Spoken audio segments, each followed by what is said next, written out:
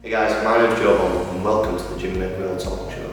For all you audio listeners out there, we are also releasing this in a podcast series as well. Our first guest on the show is an incredibly inspirational guy. He is Great Britain's gold medalist in the duathlon of 2019. He has also battled cancer 5 times and is fitter than ever. Please welcome to the show, Mr. David Fletcher.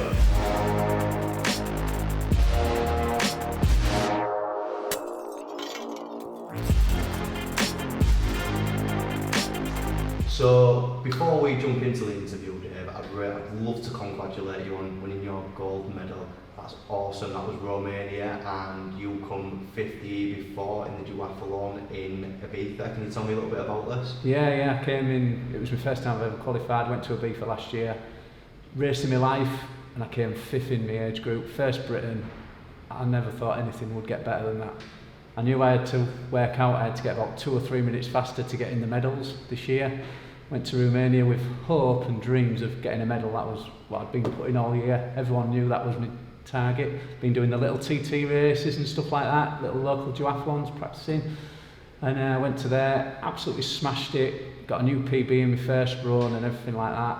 And ended up coming away with a gold medal, which was just beyond my dreams, really, pal. Well done, mate, that's incredible. So now you've qualified for the Worlds next year? I've qualified for the Worlds next year. I've also qualified again for my Euros because I'm defending champion. Wow. I've got a lot going on next year, so I'll just see if I can get to them all, really. Awesome, mate. Well, all the best for it. Cheers, pal. Thank you. Okay, Dave, so we're going to kick this interview off with a little bit about you and a little bit about your history. We're going to start with a little bit about your past experiences with some of the cancers that you've struggled with. Right. So, the first time you was diagnosed with cancer, Dave, was in 1999 at the very young age of 21. Can you tell us a little bit about that? Yeah, well, you're supposed to be the best years of your life, really, when you're 21, and you're supposed to be living it large and that. I was just after my 21st birthday. I had a lump the size of a boiled egg on my neck. Went to the doctor. I thought it was actually a muscle, pal, because I'm pretty thin, aren't I? I don't really have muscles, so I'd been working away all year, carrying suitcases up hotel rooms, and I thought I maybe just got a bit of muscles on my shoulders or something, I don't know. And I went there, and we're going to have to do a biopsy and stuff, and yeah, they told me it was cancerous. So I had to have chemo, radiotherapy, did a big operation to start with to remove it, and then I had to have chemotherapy and radiotherapy afterwards, which was pretty brutal actually. Yeah, I can imagine. I was having treatment from like the February all the way through to the September that year. Wow, that's a long time. It's quite a long time, yeah. And after that, everything, did it clear it up and everything? It cleared it up and says you shouldn't ever have really any problems with having the chemo and the radiotherapy in that area. They give me the radiotherapy in the area so it won't come back in that area. So they said I should be alright. I have been actually, so that treatment was pretty good, to be fair. So after that day, everything was cleared up, everything was fine, you was living a happy normal life, and then you found training in 2005. Can you tell me a little bit about that, how you got into it, what started it? Yeah, I'd settled down with a wife. I was living in Spain at the time. Right, we had a son.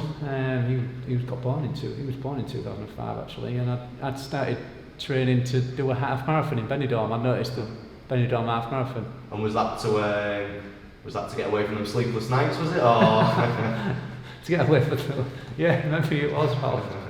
Yeah, that's probably what I'll put it down to actually. I've never thought of it like that. Yeah. I know when I had my little girl, I was doing anything to get away from them sleepless nights and all about that. Ah, brilliant. And it progressed from there, you clearly you love the fitness, and can you tell us a bit about that? Yeah, I trained really well that year, and I did the marathon at the end of the year, the half marathon it was. Completed it as well. It's always one of my dreams to try and do a marathon. I thought I'll ever go to an half marathon. Never done out since really school, so I was like, what was that, 26, 27 at the time.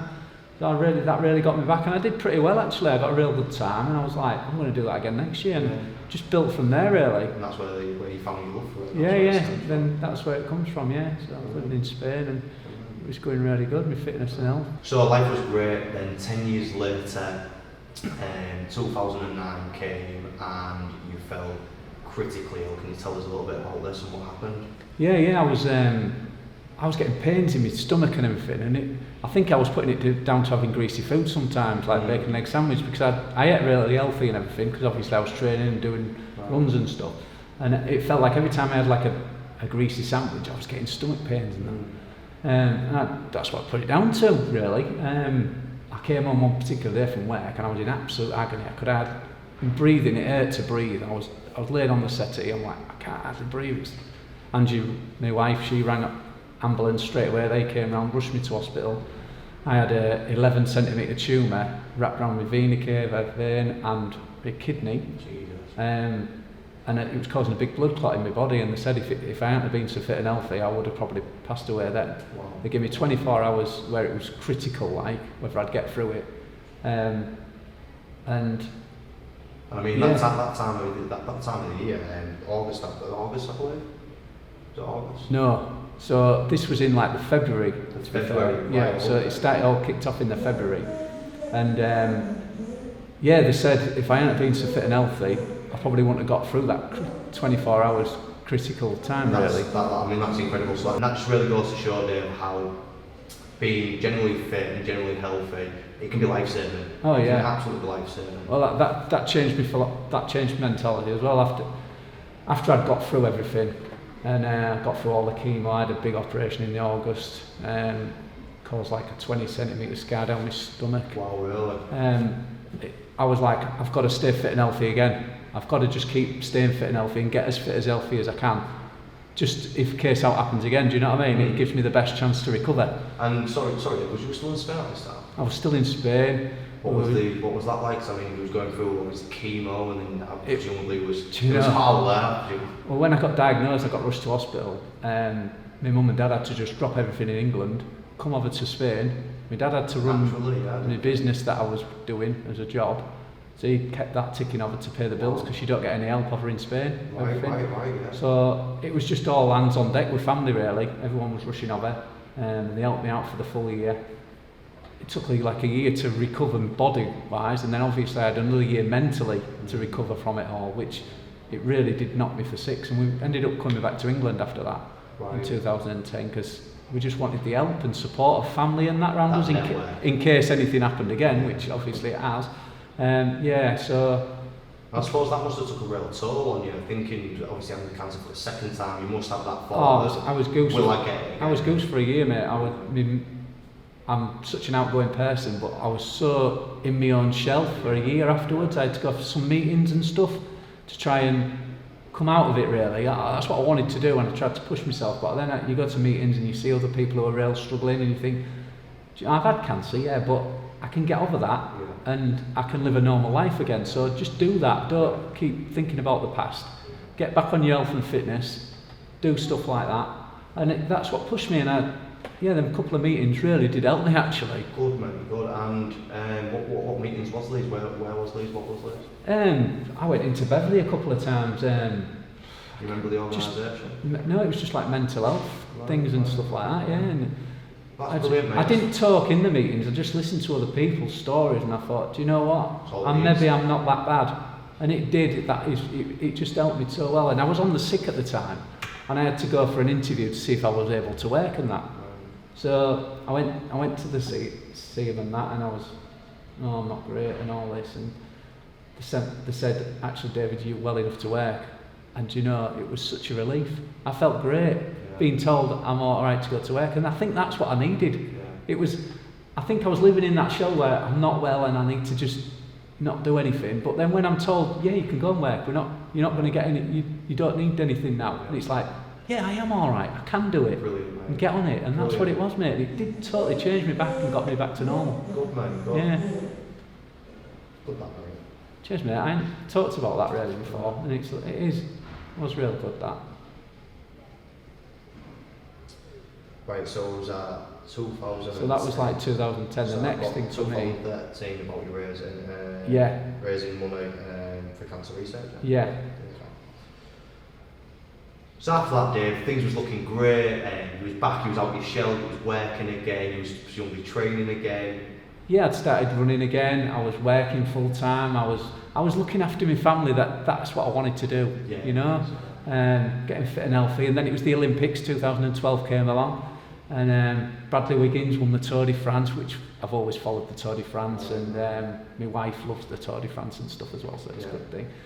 And then he won that, and then he won the Olympic gold in the time trial, and I wanted to give something back to cancer really, so I was looking at different things I could do to try and raise some money. Right. So I came up with the idea of cycling thought, how am I going to do this? I was going to do like a London-Paris thing, but just take a lot of money out of it, don't they, for expenses. And I wanted to just raise money myself and just put it all towards the charity. So me and my family got our heads together and we all decided to, right, we'll all go out and buy bikes. I wasn't cycling at the time. This is your first experience cycling? First experience cycling since a little kid, you know, when you've had a bike. Yeah. And so we decided to bike from Land's End to Hull, 500 miles. We booked everything and all sorted it out together. We stayed in hotels over 8 days. 8 days, wow, 8 days. And there was 13 of us cycling. And sorry, you said you were entire family? My mum, my wife, my cousins. How old was your mum at the time? My mum was 58, I think. Wow. She went out and bought a bike. Yeah, do you know what I mean? We trained for like 6-7 months, and the furthest what any of us had really rode was like 60 miles. Wow, that's a big jump. So we was going from 60 miles, that was the most we ever rode, so then we was going to have to do like 60 odd miles every day for 8 days on the trot. And we was like, how are we going to do this? And it was a big challenge, but we got through it.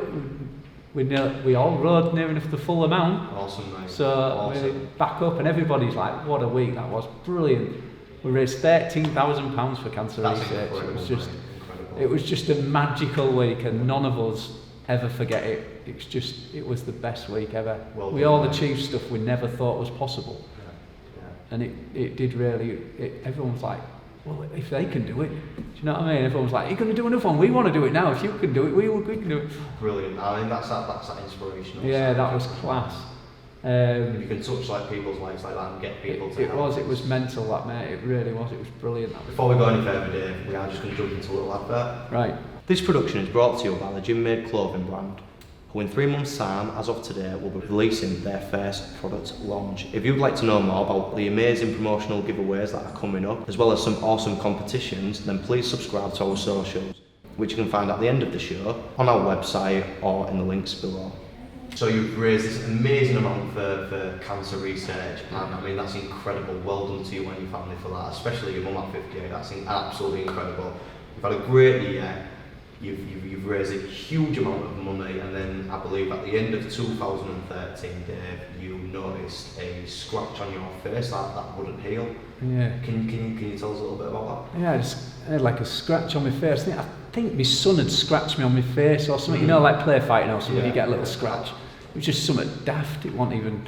But it was like it'd scab over and then it'd disappear and then it'd scab over again. I'm like, why is it scabbing over again? I thought it'd gone.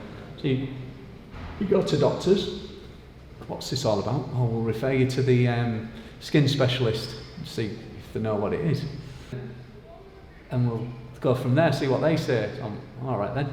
So I told the wife, I said, I've got to go and see a skin specialist at Hull Royal this morning, because, oh, well, are you all right to go down there and then you can do a job in the afternoon?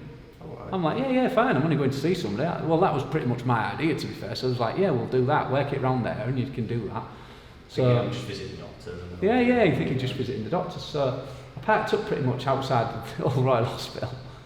Goes to see this surgeon and he says, that's skin cancer, David. I'm like, what? That must be a huge blow. Mate, I started crying. I'm like, I'm going to have chemotherapy and radiotherapy and that. And, no, calm down. Just what we're going to do, and then within the next hour, I'll cut it out your cheek. You had surgery there? Scar. Yeah. So I says, we'll cut it out, and then it'll be all gone. You don't have to worry about it. I'll sort it out today. Don't worry. I'm like, well, I've got a truck outside. I do a job this afternoon. I'm going to have to go and move my truck or something. So he's like, come back in 20 minutes. I promise you, I'll get it done within an hour. I'm like, oh my God. That must have been, did you just crazy on all different levels? I'm like, what? I'm supposed to be doing, I'm working. So I had to go and move my truck, because you've only got like a certain time to pass. 20 minutes, something like that, yeah. Oh man, big HGV truck. I came back, I'm like, he goes, all right, sound, come in to cut it out, big scab, so when you said to cut it out, Dave, like, I mean, I think a piece, did they just go like so far in it, many layers into your skin, or what? Oh yeah, it numbed my skin, then you cut it out with a knife, and then stitched it back together, and I had a big scab. Yeah, so I had this big dressing on my face, I'm like, I rings up the boss and he's like, I said, have you got anyone to go with me today to do this job? Is there a second man around that can come with me? I could do with a bit of company really. He's like, I haven't got anyone, Dave. I went, I'll go and do it then. So I comes back, he's like, I can't believe you went to do that job. He said, So an hour later. So an hour later, after I'd done my operation, I'm driving down the M62 to go and do my job, and I've got this massive scar. And you just found out you just had cancer and had it removed within the hour? Yeah, and it was like, I was a bit of an emotional wreck, but I didn't want to let my company down. Right. Do you know what I mean? I get back and they're like, I can't believe we've just gone and done that job, Dave. We didn't realise it was cancerous that you had. It's like, just take tomorrow off and just have a rest and see how you feel. I'm like, I'll be alright, no, take tomorrow off. I'm like, yeah, alright. So yeah, that was a nice quick cancer really, wasn't it? That's Skin crazy, cancer. crazy. But that was, what an afternoon that was. God. I mean, the emotional levels you must have been going through must have been insane. That was just crazy, mate. I had to stop. I think I had to stop a couple of times at like services and just have a bit of a cry and stuff. I can imagine. Okay, then. So you have this scary roller coaster of a time with your skin cancer, crazy times. You think again, everything's fine, and then you get to the end of 2014 when you have another blow. Can you tell us a little bit about this? Yeah, it was a blow actually because my brother had just got me having to go to a triathlon, so I'd signed up for a triathlon in 2015. And was this your first triathlon? So this was going to be my first triathlon, so I had to learn how to swim and everything. So it was the end of 2014. I started training and everything. But as I started training, I found a lump in my testicle. So I went to the doctors and they went, it was only a minute little lump so they was like, no, it's not, don't worry about it, David, it's nothing to worry about. We can't even feel anything around. I'm like, well, I know there's something, I can tell there's something there.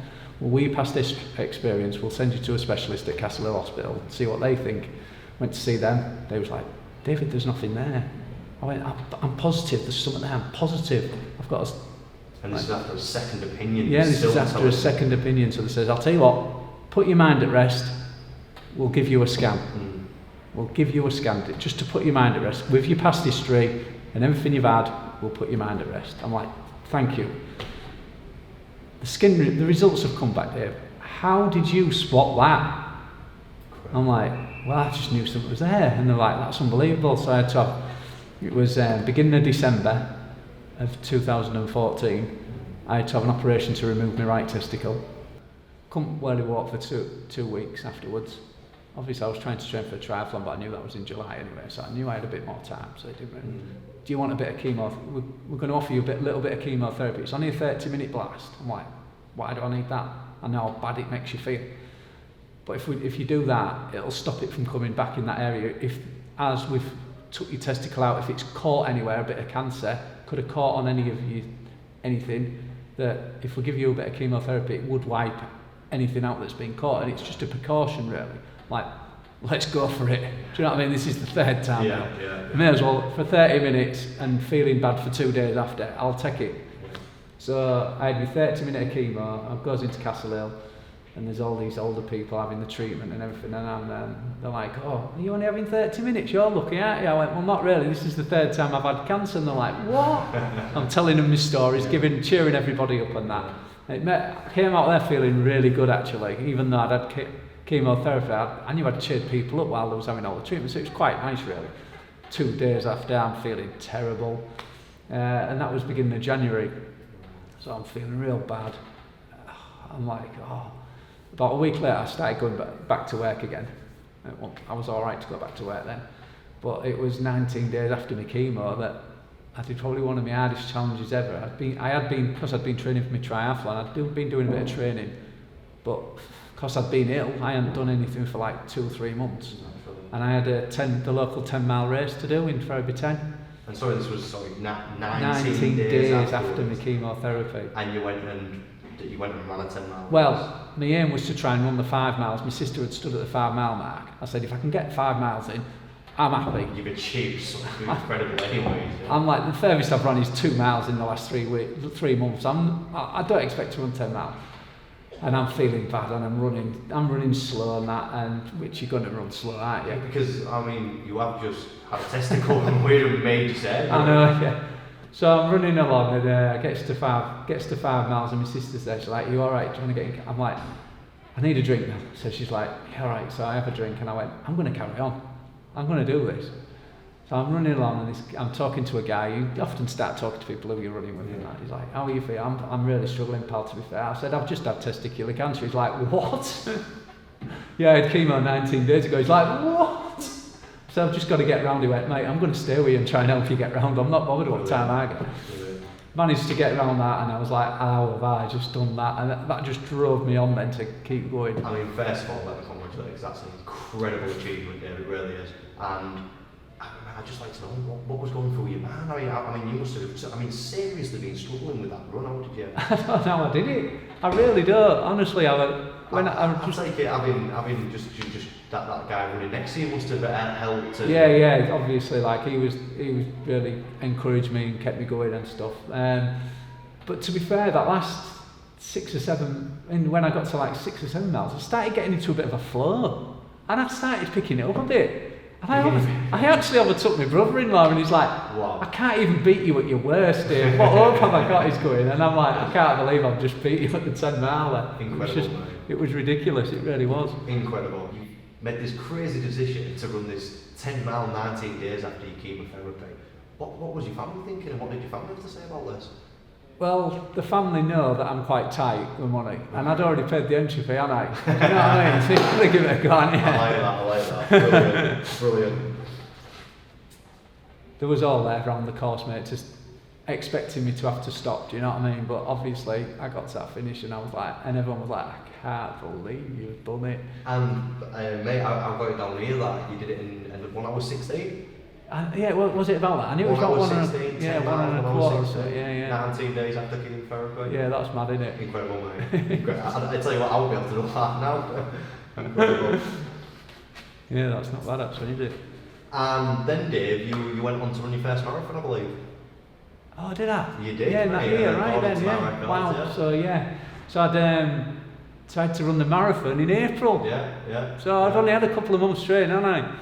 And 3 months off and... Yeah, so I'd done that 10 mile and obviously I'm thinking, I've already entered the marathon early on in, like, before I was ill. Put your money down. Put my money down, I've got to do it, haven't I? So I thought, well, I was always trying to aim, I've always been trying to aim for a 3-hour marathon, but obviously I've never done one before, didn't have a clue what I was going to do. Obviously I've been ill again, so your targets change a little bit, and it's obviously it's like, right, let's just try and do this, do you know what I mean? I've always dreamed of doing a marathon, let's just do this. So I did the Manchester Marathon, I think I did it in 3 hours 27 or something like that, and I was like, I was made up with that, and I was buzzing. I got over the finish line, me and the missus had a big cuddle. I was like, I've finally done my marathon. I remember watching like London Marathon when I was 7, thinking, I want to run the London Marathon. That's always been one of my dreams. That'll come a bit later. But yeah, so that marathon was amazing that day actually. So then everything's going great, you've run this amazing marathon, you did a great time, and then we get to February 2016 and we have another crazy vlog. Yeah, so I went for a random test, as well 3 months or 6 months check up, and said, oh yeah, your blood counts have gone up, David, it looks like cancer's returned. I'm like, what? I don't even feel anything. Normally I find it, don't I, before the doctors, you know what I mean? So I'm like, oh, you're joking? So he's like, no, it says, it looks like, we'll do some scans, these scans have come back, it looks like your germ cell cancer's returned from 2009. So I'm like, he goes, we found some tumours round your stomach area type of thing and that, right, around the kidneys and stuff, like, at the back of you. So I'm like, oh man. He's like, we're not going to be able to treat you here, David, unfortunately. He says, you're going to have to go to Jimmy's in Leeds.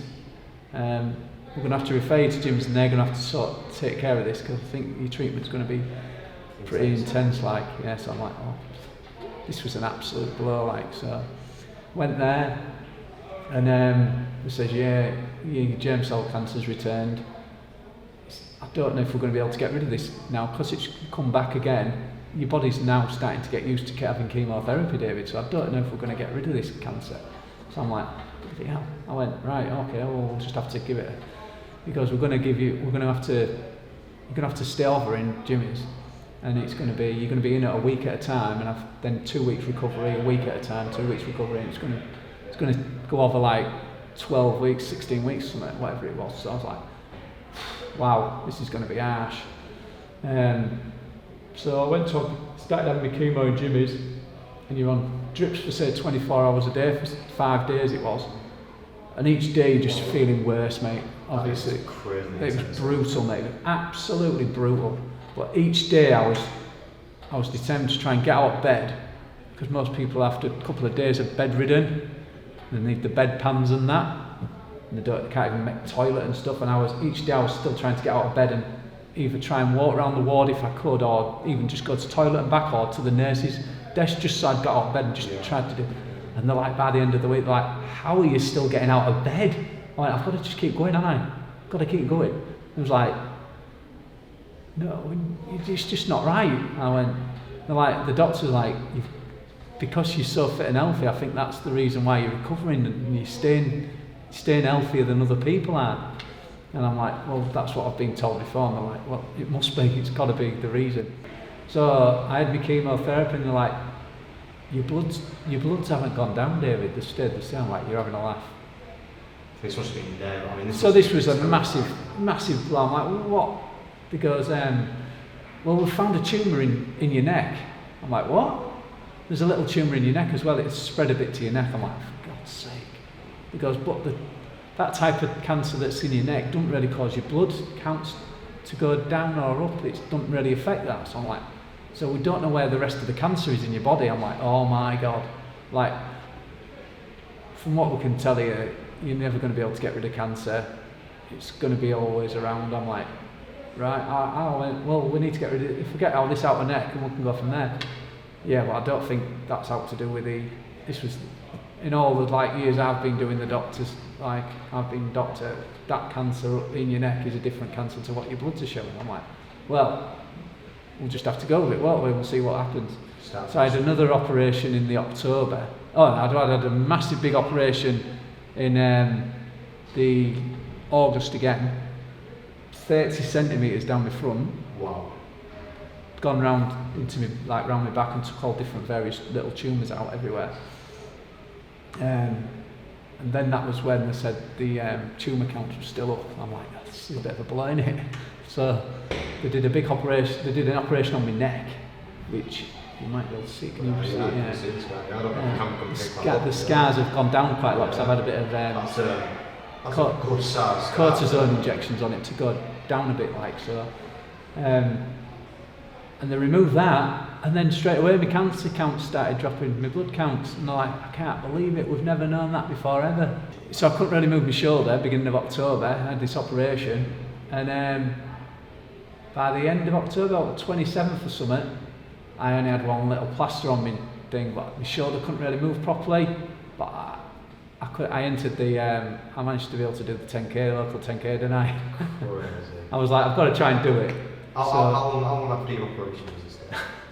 It was about 3 weeks, I think, that was. And I hadn't done any running or anything all year, and I'd entered the local 10k. I wanted to try and do it. And I just thought, if I can get round, I'll get round. And me and my brother-in-law and my brother ran it. And I couldn't really move my shoulder much, but we got round in something like 56 minutes. We was talking around all the way around, and I was struggling a little bit. I remember running alongside somebody, and this woman had said, if you three don't talk as much, you could run it 10 minutes faster. Or something. He's like, and my brother pipes up, yeah, we're taking it steady though, because he's had cancer. And she's like, what? I'm like, yeah, that's why I can't really move my shoulder.